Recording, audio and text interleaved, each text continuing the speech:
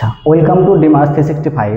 দেখো, আহ, যারা বর্তমানে রেলের এক্সাম দিচ্ছ বা এসএসসির এক্সাম দিচ্ছ, তারা কিন্তু প্রত্যেকেই কিন্তু জানো যে বর্তমানে কারেন্ট অ্যাফেয়ার্স কিন্তু বিভিন্ন বিষয়ের উপর, অর্থাৎ ম্যাথ, জিকে, রিজনিং, ইংলিশ, এদের ছাড়াও কিন্তু কারেন্ট অ্যাফেয়ার্সগুলো না দেখবে 5টি, কোনো কোনো এক্সামে 10টি, কোনো কোনো এক্সামে 15টি, কোনো কোনো এক্সামে 20টিও দিচ্ছে।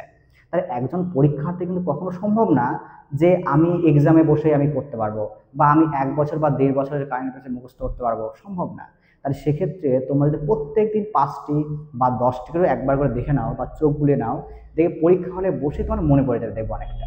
তো সেক্ষেত্রে আমরা দেখবে প্রত্যেক দিন আমরা আজকের পর থেকে ডেলি কারেন্ট অ্যাফেয়ার্স আমরা আপলোড করে দেবো আমাদের গ্রুপগুলোতে, আমাদের ইউটিউব চ্যানেলে আমরা আপলোড করে দেবো। তোমরা প্রত্যেকেই দেখে নেবে বিষয়গুলিকে, ঠিক আছে?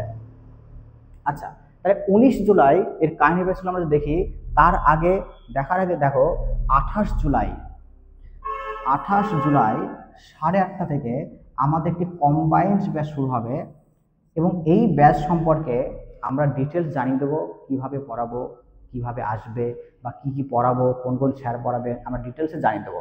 তো আজকে দেখি আমরা আজকের কারেন্ট অ্যাফেয়ার্সগুলো আমরা দেখি। যদি দেখো, নিচের কোন শহরটি পরপর অষ্টমবারের মতো ভারতের সবচেয়ে পরিচ্ছন্ন শহর হিসাবে স্বীকৃতি পেয়েছে? তাহলে উত্তর হবে কিন্তু ইন্দোর হবে। দেখো, ইন্দোর, তাহলে কি বলো, ইন্দোর একটা শহর যে 8বার পর পর কিন্তু সবচেয়ে পরিচ্ছন্ন শহর হিসেবে ঘোষিত হয়। দেখো, 2016 সালে ভারতে একটি অভিযান শুরু হয়। সেই অভিযানটি হলো স্বচ্ছ ভারত অভিযান। এই স্বচ্ছ ভারত অভিযানের আন্ডারে একটি সমীক্ষা হয়, স্বচ্ছ সর্বেক্ষণ অভিযান।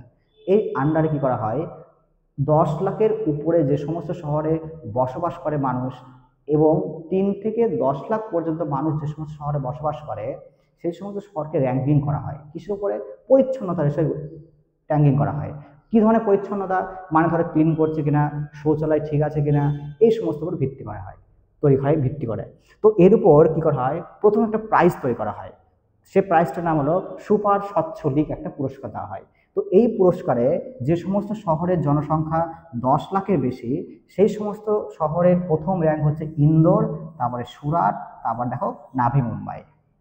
ওকে, তারপর দেখো 3 লক্ষ থেকে 10 লক্ষ যে সমস্ত শহরের জনসংখ্যা, তার যে র্যাঙ্ক আসবে নয়ডা, চণ্ডীগড়, তারপর দেখো মাইসুরু। ওকে, এছাড়াও এখানে দেখো আরেকটি তোমার পুরস্কার দেওয়া হয়, স্বচ্ছ শহর পুরস্কার। তাহলে স্বচ্ছ শহর পুরস্কারের মধ্যে যে সমস্ত শহরের জনসংখ্যা 10 লাখের বেশি, তাদের মধ্যে প্রথম র্যাঙ্ক আহমেদাবাদ, তারপরে ভোপাল, তারপরে দেখো লখনৌকে দেওয়া হয়। ওকে, তাহলে নেক্সট দেখো, 2025 সালের নেলসন ম্যান্ডেলা পুরস্কার কোন দুজন ব্যক্তিকে প্রদান করা হয়েছে? তার উত্তর হবে আমার কেনেডি ওডেডে ও ব্রেন্ডা রেনল্ডস। তাহলে এই যে কেনেডি ওডেডে, ইনি ছিলেন একজন সোশ্যাল ওয়ার্কার এবং ব্রেন্ডা, ইনিও ছিলেন একজন সোশ্যাল ওয়ার্কার এবং হিউম্যান রাইট রিলেটেড যারা দেখাশোনা করতেন। এবং এনার বাড়ি ছিল কেনিয়া এবং এনার বাড়ি ছিল কানাডা। ঠিক আছে, তোমরা তাহলে মনে রেখো তো বিষয়টি। আচ্ছা, এবার যদি দেখি যে এই যে নেলসন ম্যান্ডেলা, ইনি কে ছিলেন? দেখো, নেলসন ম্যান্ডেলা ছিলেন সাউথ আফ্রিকার একজন প্রথম ব্ল্যাক প্রেসিডেন্ট এবং তিনি প্রথম কি করেন, যে বর্ণ বৈষম্য হয়, এই বর্ণ বৈষম্যের বিরুদ্ধে আন্দোলন করেছিলেন, যে কারণে তাকে 27 বছর জেল খাটতে হয়, অর্থাৎ 27 বছর ধরে তিনি কারাগারে বন্দী ছিলেন। কারাগার থেকে বেরিয়ে যাওয়ার পর তাকে 1990 সালে ভারতের যে হাইয়েস্ট সিভিলিয়ান অ্যাওয়ার্ড ভারতরত্ন, সে ভারতরত্ন অ্যাওয়ার্ডে তাকে ভূষিত করা হয়।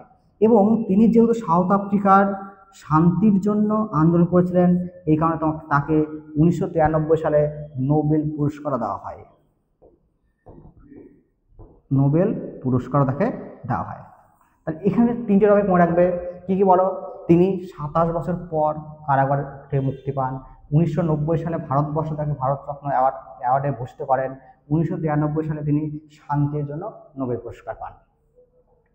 আচ্ছা, এছাড়াও দেখবে তার জন্ম হয় 1918 সালের 18 জুলাইতে। এই কারণে দেখো 18 জুলাইতে কি করা হয়, তার জন্ম হিসাবে নেলসন ম্যান্ডেলা আন্তর্জাতিক দিবস হিসাবে ঘোষিত করা হয়। তো এটাও খুব ইম্পর্টেন্ট, এটাও মনে রেখো তোমরা। আচ্ছা, তারপর দেখো কোন সংস্থা নেট জিরো ব্যাংকিং অ্যালায়েন্স থেকে বেরিয়ে এসেছে? দেখো উত্তর হবে HSBC। HSBC ব্যাংক ছিল নেট জিরো ব্যাংকিং অ্যালায়েন্স একটা প্রতিষ্ঠাতা। হলো কি এই নেট জিরো ব্যাংকিং অ্যালায়েন্স? দেখো নেট জিরো ব্যাংকিং অ্যালায়েন্স হলো বিশ্বের খুব ইম্পর্টেন্ট ব্যাংক, যে ব্যাংকগুলো একসঙ্গে একটা সংস্থা গঠন করে এবং এদের কাজ হলো 2050 সালের মধ্যে যে গ্রিন হাউস গ্যাসগুলো গ্লোবাল ওয়ার্মিংয়ের জন্য দায়ী হয় তাদেরকে নেট জিরো করে দেওয়া। তো এই নেট জিরো যে ওদের যে প্রোগ্রাম বা ওদের যে উদ্যোগ, সেই উদ্যোগ থেকে HSBC কিন্তু ব্যাংক তাদেরকে উইথড্র করে নেয়। ওকে, তাহলে উত্তর হবে কিন্তু HSBC ব্যাংক। আচ্ছা, তারপর দেখো টেসলা ভারতের প্রথম শোরুম কোথায় উদ্বোধন করেছে? তার উত্তর হবে মুম্বাইতে উদ্বোধন করেছে। মুম্বাইয়ের কোথায়? মনে হবে মুম্বাইয়ের BKC মলে কিন্তু উদ্বোধন করে। এবার দেখো এই টেসলার সম্বন্ধে বলি। দেখো টেসলার কাজ হলো তোমার ইলেকট্রিক ভেহিক্যাল তৈরি করা।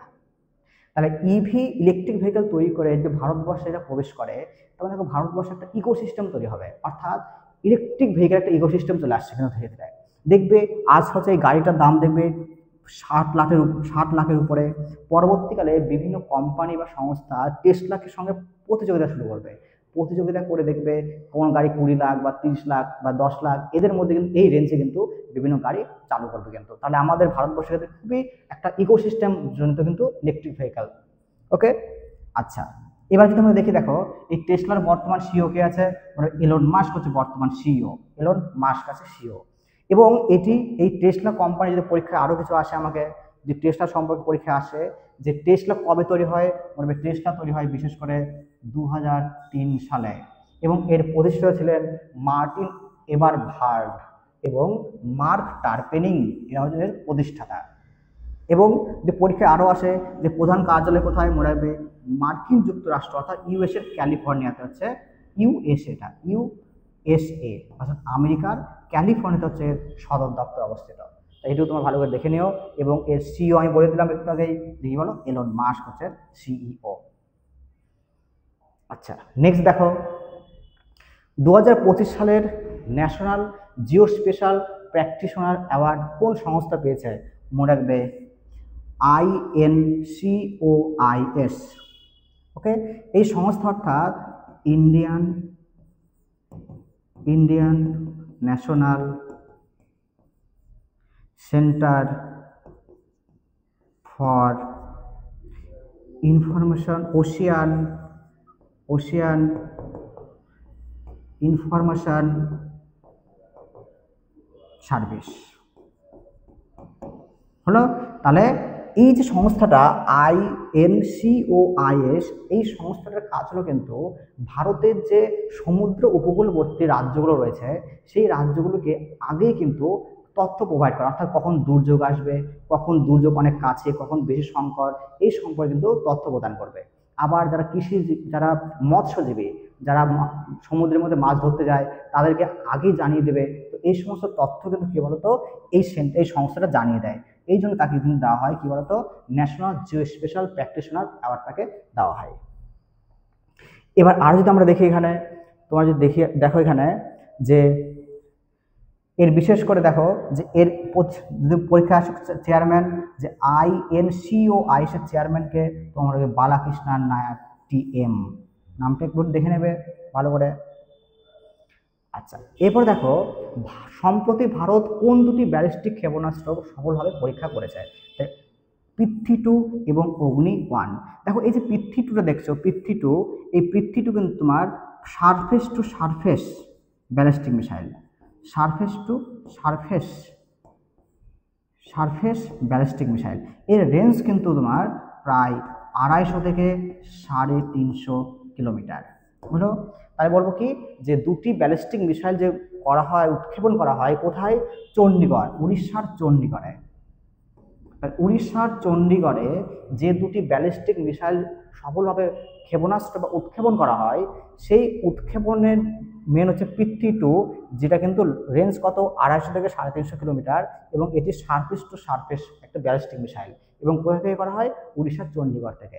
এবার দেখো এই যে তোমার পৃথ্বী 2 আর অগ্নি 1, এখানে স্পেশাল বৈশিষ্ট্য হলো এর উপরে একটা তোমার হেড লাগিয়ে দেবে, যে হেড হবে কিন্তু পারমাণবিক অস্ত্র অর্থাৎ নিউক্লিয়ার থাকবে, সামনের হেডে নিউক্লিয়ার থাকবে।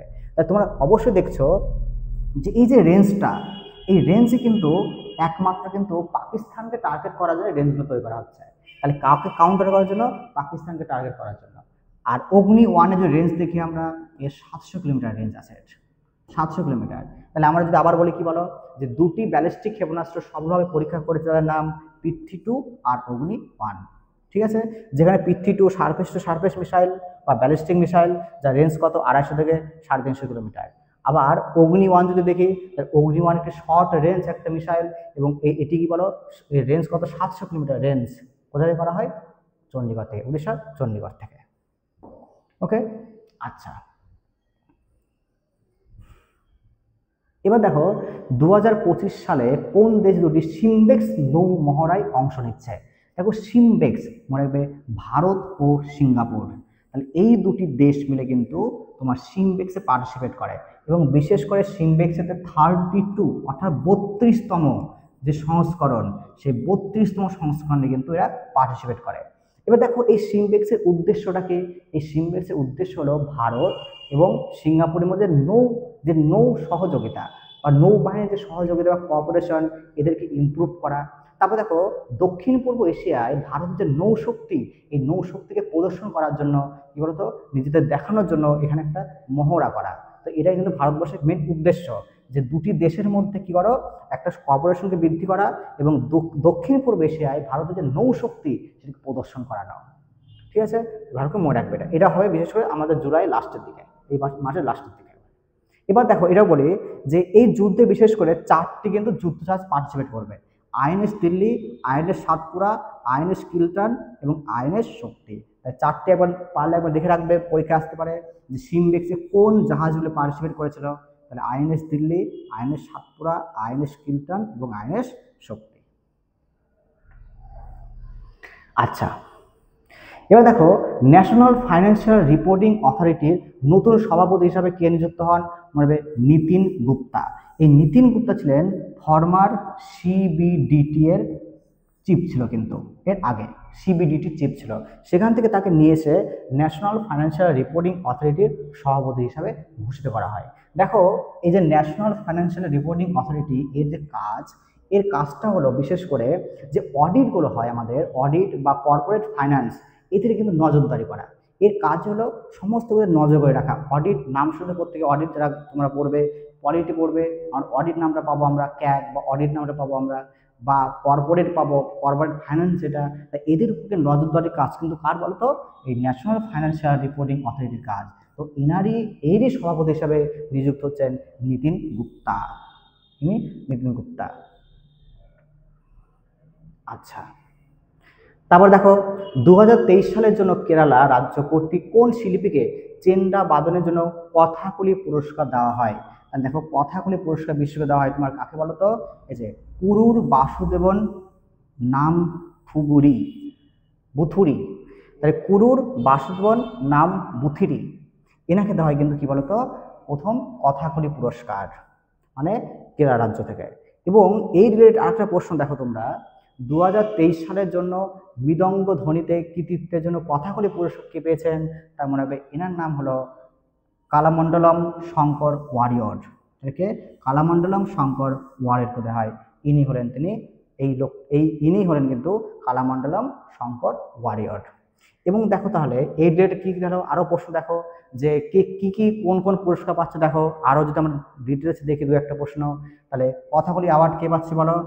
কথাকলি অ্যাওয়ার্ড পাবে দেখো কুরুর বাসুদেবন নাম্বুথিরি। এছাড়া কে পাচ্ছে দেখো, মান্ডলমে পাচ্ছে কালামান্ডলম শঙ্কর ওয়ারিয়র। এছাড়া দেখো পাল্লাভারুর আপ্পু মারার বাদ্য পুরস্কারম পাচ্ছে কে? মাত্তন্নুর শঙ্করন পুট্টি মারার। এবং এখানে কে পাচ্ছে দেখো, কেরালায়া নৃত্যনাট্য পুরস্কারম কে পাচ্ছে? কালামণ্ডলম PN গিরিজা দেবী। হয়তো বোঝানোর নামগুলো একটু ভালো করে দেখে রাখবে। তাহলে কি, কুরুর বাসুদেবন নাম্বুথিরি, কালামণ্ডলম শঙ্কর ওয়ারিয়র, মাত্তনুর শঙ্কর কুট্টি মারার, কালামণ্ডলম PN গিরিজা দেবী। তার নামগুলো একটু ভালো করে দেখে রাখবে, একবার চোখ দিয়ে ভালো করে দিয়ে রাখবে। তো এই হচ্ছে আমাদের আজকে কারেন্ট অ্যাফেয়ার্স। তো তোমরা ভালো করে দেখবে, একবার করে দেখে নিয়ে পারলে লাইক দিও, তোমার পারলে শেয়ার করো। ওকে।